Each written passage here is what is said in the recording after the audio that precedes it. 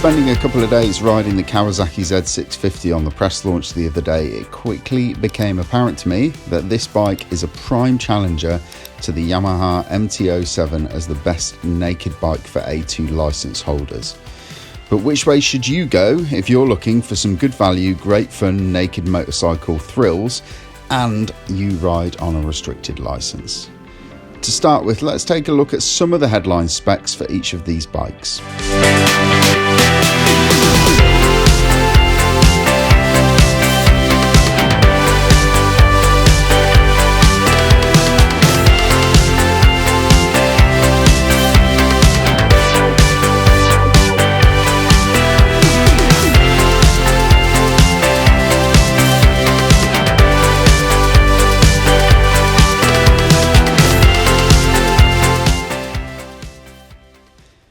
So if you're looking at restricting either of these machines to be A2 license compliant, they are both obviously going to have to put out 47 brake horsepower.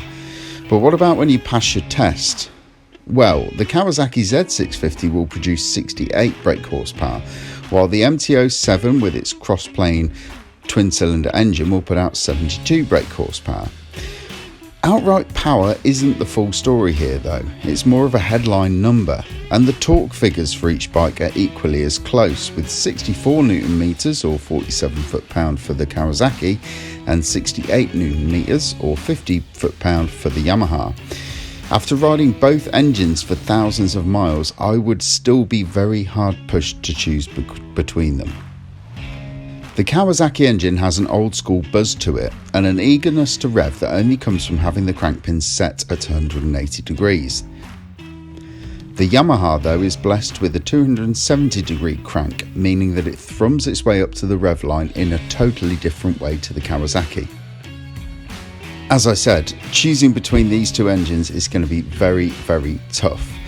If you want excitement and top-end thrills, the Kawasaki Z650 engine has got it. If you want easy, good-natured torque delivery, the MT-07 might hold the flame on this one. The chassis setup for each bike is equally as similar, with both machines running telescopic forks and rear shocks with a rising rate linkage. I'm pretty sure that if you were to take each one for a quick ride and then jump on the other, you'd be very hard pushed to tell the difference between them.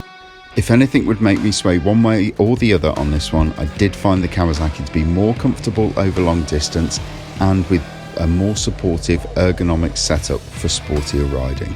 Pricing for these two machines is equally as close as the specs would have you believe, with the Kawasaki starting at £6,649 and the Yamaha landing in your garage for £6,695. As you'd expect, both factories have enticing PCP deals to be had, with the Z650 available for as little as £105 per month and the MT-07 to be had for around £88 per month. If you are a new rider looking for a first full-size motorcycle, they don't come much closer than these two. For many, the choice between these two bikes will simply come down to brand loyalty. For us, it comes down to riding experience, and on that front, the Kawasaki wins it. But it's close. It's also worth noting that on the press launch of the Z650 this week, I couldn't help but take a look at myself in shop windows as I passed by them. If road presence is what you want, Team Green have got your back. So there you have it, that's our verdict on the Kawasaki Z650 and the Yamaha MT-07. But what bikes would you like us to compare? Let us know in the comments below and we'll see what we can do.